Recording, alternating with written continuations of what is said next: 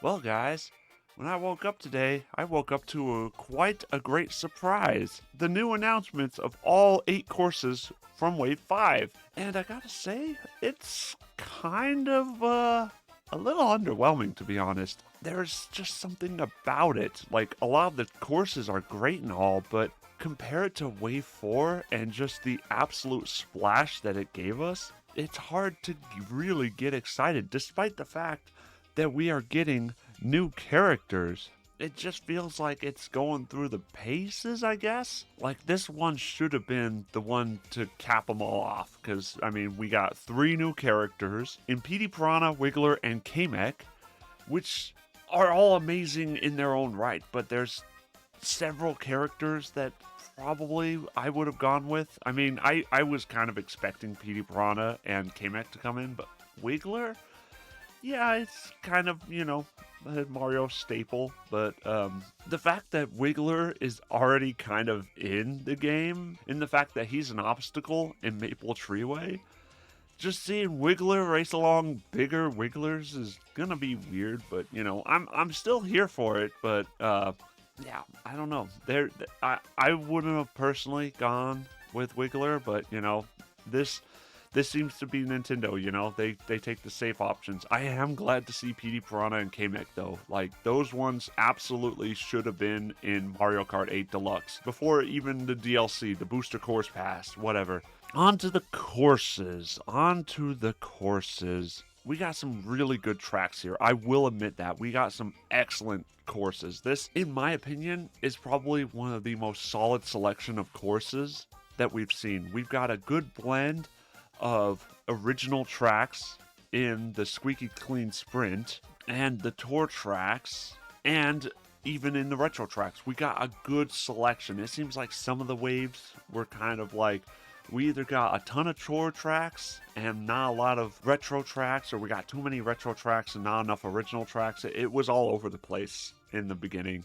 But this one seems like it's balanced it out. It seems like all the track selections here are just top tier. But in terms of quality, it kind of still is all over the map, I'll be honest. But we got some great looking tracks, like, for example, Wee Koopa Cape. It looks amazing. It looks truly incredible. Then we got some tour tracks that, I mean, they look alright. This one kind of came out of the blue. Yeah, Moonview Highway came out of nowhere. Like, I was not expecting this at all. And I don't even think the leakers expected this at all. It's quite exciting. I like to see out of left field tracks like this making their debut. My personal favorite track out of all of the tracks in the whole booster course pass is either Riverside Park, which was an absolutely gorgeous track, and what they did with such a basic track is just astounding even to this day. And even Peach Gardens, which was a very basic track, but they managed to make it very interesting, and it's the most beautiful track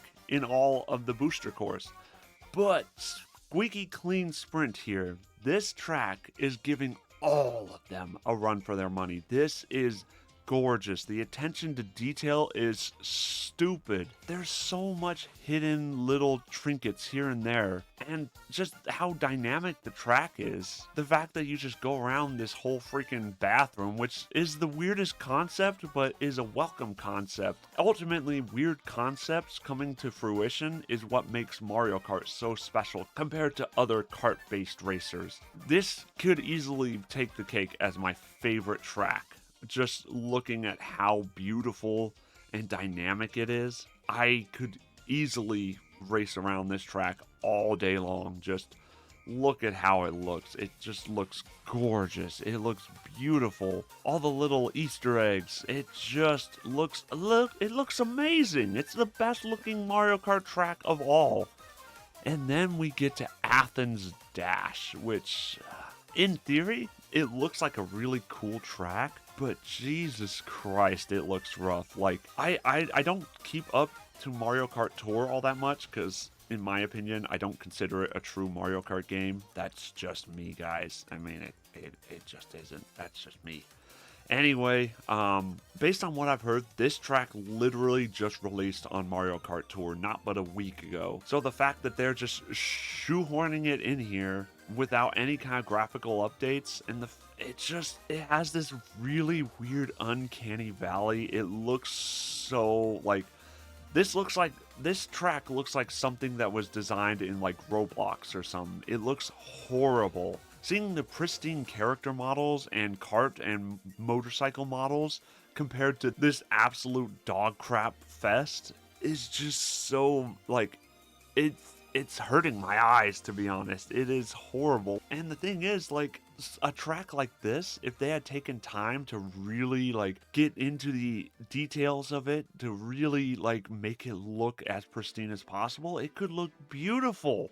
It really could. But they just literally took the base tour track and then just applied it with whatever they do, you know, to port it over to Mario Kart 8. It doesn't work for me. This track is the reason why I'm so split on this recent Wave 5. We get beautiful tracks such as Squeaky Clean Sprint, Daisy Cruiser, and Sunset Wilds. All these gorgeous looking tracks. Like, in the middle of those, we have some very mid looking tour tracks. It just kind of ruins the vibe. Like, this could have been easily the best of the Mario Kart 8 Deluxe booster course passes.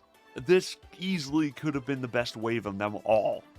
Like, hands down, if it weren't for the fact that you have quick and rushed models such as Athens Dash or whatever. Even the title is very underwhelming. But I mean, everything else is just so pristine, and I really hope you guys are ready for a double dose of Daisy, because not only are we getting Daisy here, but we're also getting Daisy on Super Mario Wonder. So Nintendo's really amping up the Daisy Pride representation, you know? So I hope you're ready for that. Daisy is coming whether you like it or not. Anyways, I will say one thing about Sunset Wilds, however, like, despite the fact that it looks so good, just comparing it, it looks very basic. It didn't really look like they made it as dynamic as they did with something like Riverside Park. I mean, it looks gorgeous, don't get me wrong, it absolutely looks amazing, but it just doesn't seem to hold a candle against like something like Riverside Park or even Peach Gardens. You know, it just doesn't hold a candle. Like, the beauty is there, but the track design is just kind of iffy, you know. I don't know.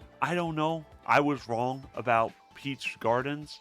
They managed to take that, which was a very milquetoast track, and make it really dynamic and fun and just absolutely like heart-stoppingly beautiful, and this looks like it's gonna be a similar thing. It looks really good, but I don't know, the track design doesn't do it for me. But we'll wait in a week to see what exactly comes about it. I will, you know, as much as I have been crapping all over the tour tracks, I will say Vancouver Velocity is not only one of the best looking ones, but it looks like one of the most dynamic ones.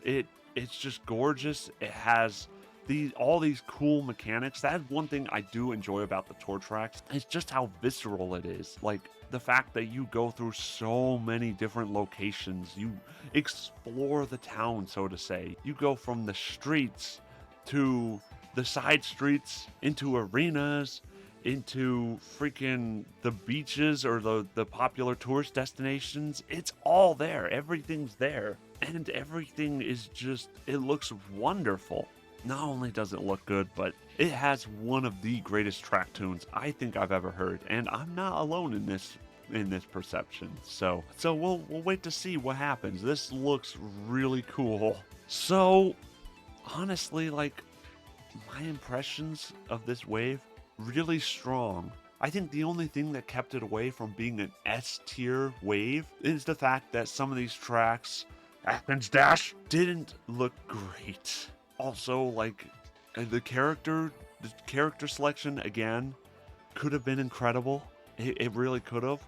And I think it's great, but, like, Wiggler just doesn't do it for me. Like, I would have been much better with someone like Pauline or Diddy Kong, or hell, even Queen Bee from Mario Kart 7. Like, or Rob, for God's sakes, from DS.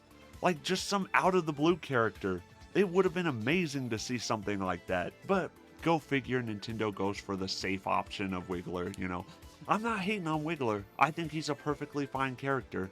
I'm just saying there are much better characters choices out there. This wave, compared to the absolute craziness that we got, all the bombshell announcements, new characters, the new customizable items. Like, there were so many bombshell announcements on Wave 4 and Wave 3 that just, the Wave 5 just doesn't feel like it compares. It just feels like it's elevating its game, and we're definitely getting ready for the finale, and I'm hoping that the finale is just an absolute bombshell. Not only in the fact that they drop a bombshell character such as Pauline, you know what I'm saying, but just that they just come out swinging. I feel like that's the only way Mario Kart can go out with a bang, is just come out swinging with the strongest Mario Kart wave that we've seen. I feel like Wave 5 of the Mario Kart 8 Deluxe DLC is great, but it just doesn't hold a candle compared to other ones. But what is your guys' thoughts? I want to hear what you guys have to think about this. Hit me up in the comments down below. Don't forget to hit like and subscribe. I really appreciate it. It does help out the algorithm. And I will see you guys in the next one. Goodbye.